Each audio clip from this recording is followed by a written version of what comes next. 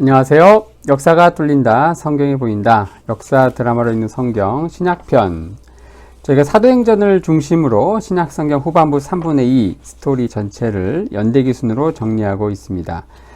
드디어 바울의 3차 전도여행을 오늘부터 다룰 텐데, 그동안 바울의 1차, 2차 전도여행을 다루었죠. 3차 전도여행은 주 52년에서 57년까지 가장 기간적으로 긴 5년간에 걸쳐서 이루어지고요.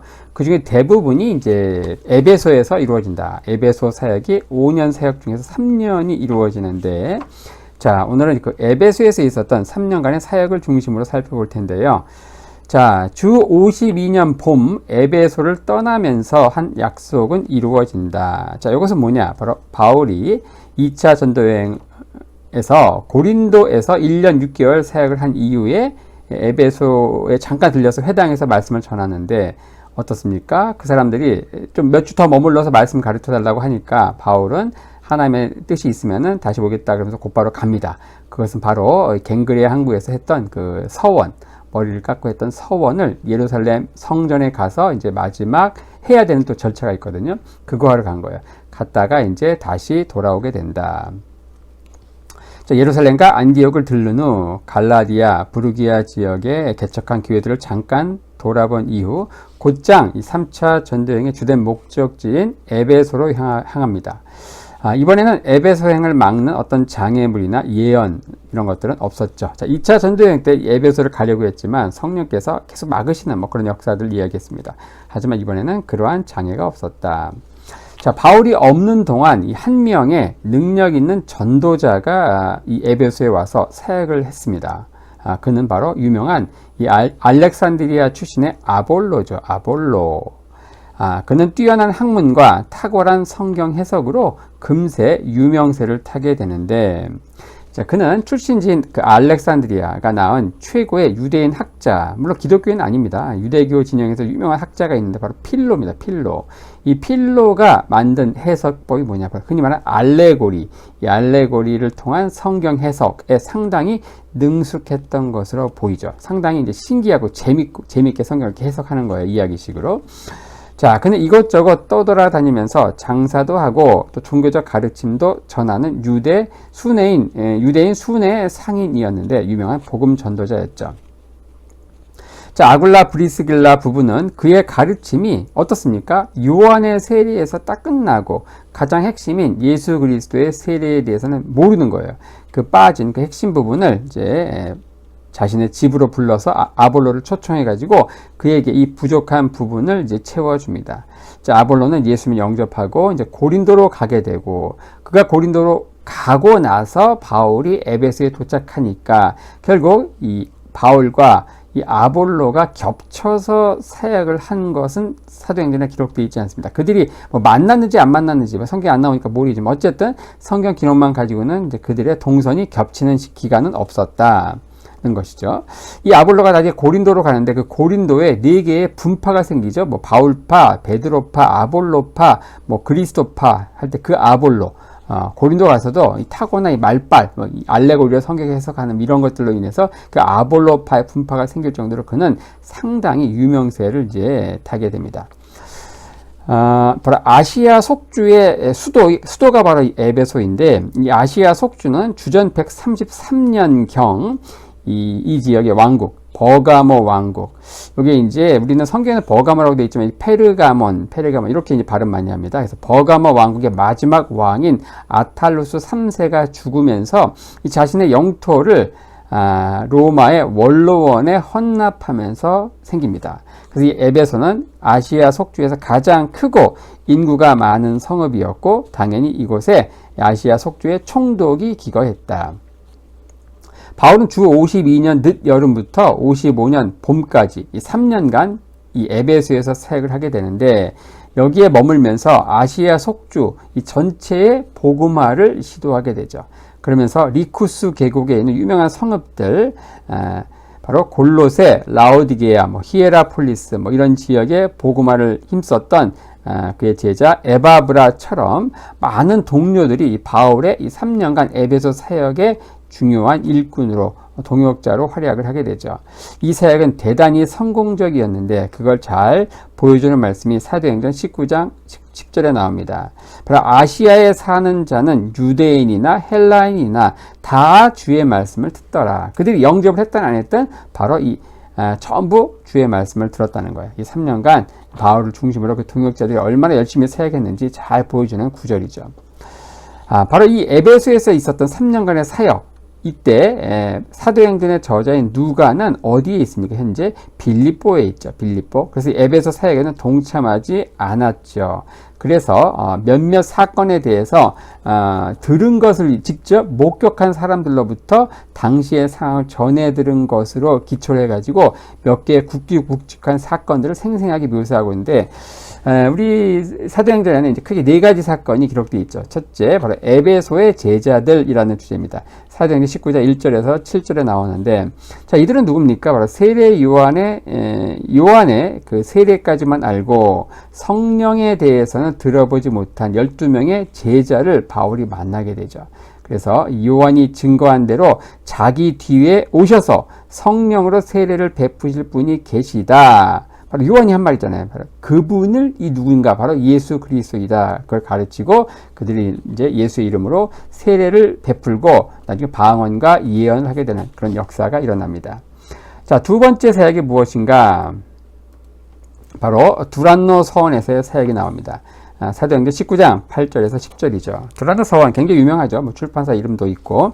자, 이 3달 동안 회당에서 설교하다가 쫓겨난 것인데, 자, 이 에베소 회당의 유대인 유력자들은 무려 3달 동안 바울에게 설교단을 주었다. 와, 대단하지 않습니까? 이들의 대단한 인내심, 우리가 경의를 표할 필요가 있어요. 왜냐?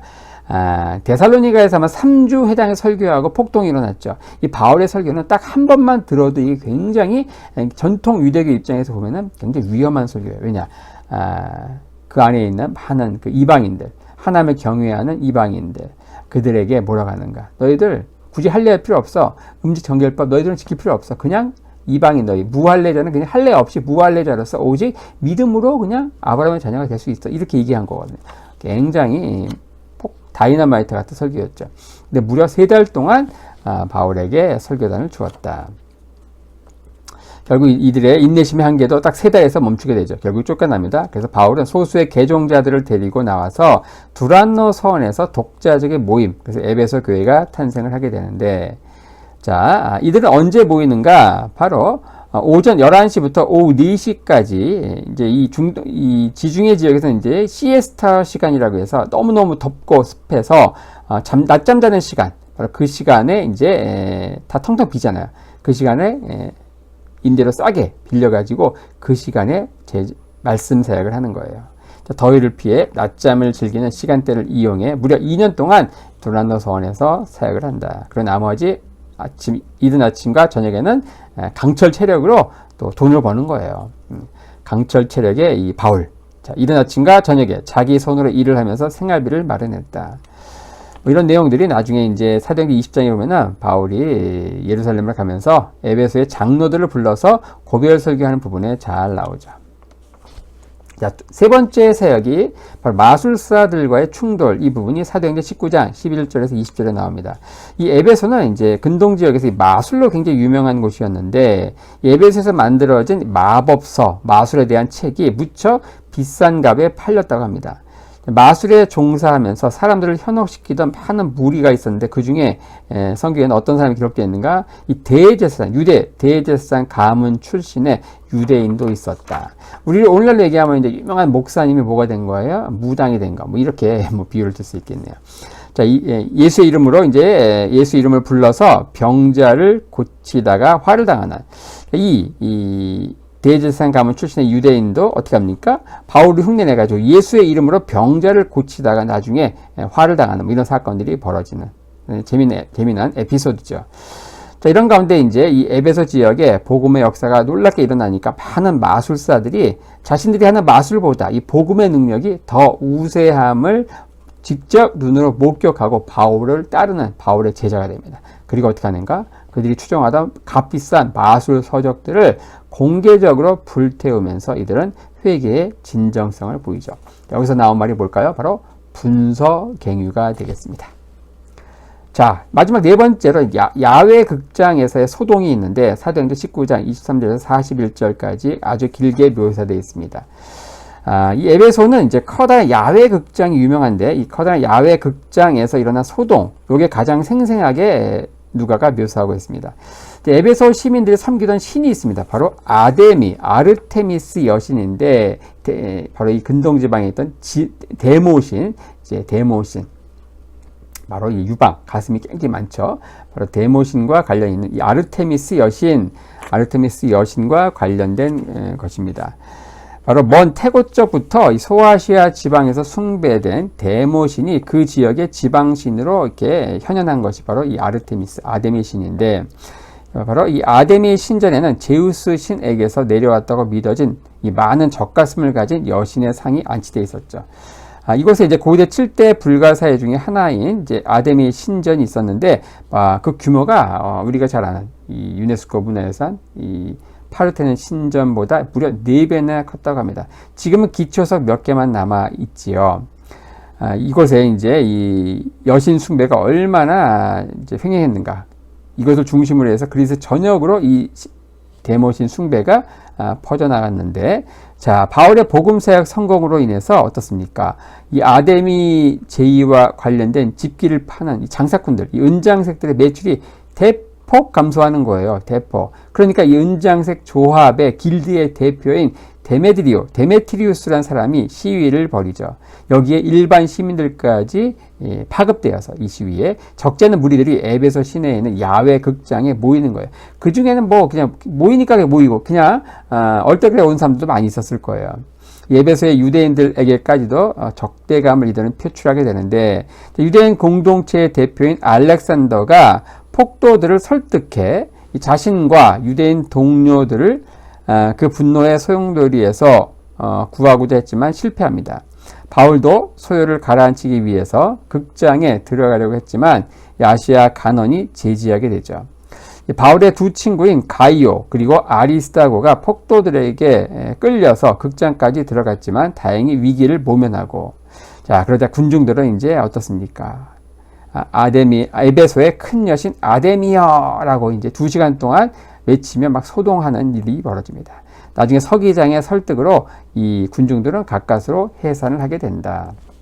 이 에베소 지역에서 얼마나 사역이 활발하게 일어났는지 바로 이 아데미 여신, 이걸 가지고 장사하던 사람들, 그 장사 조합의 길드, 이들이 중심이 돼 가지고 폭동이 일어나는 뭐 이런 상황들, 아주 재미난 이제 일들이 에베소에서 일어났죠.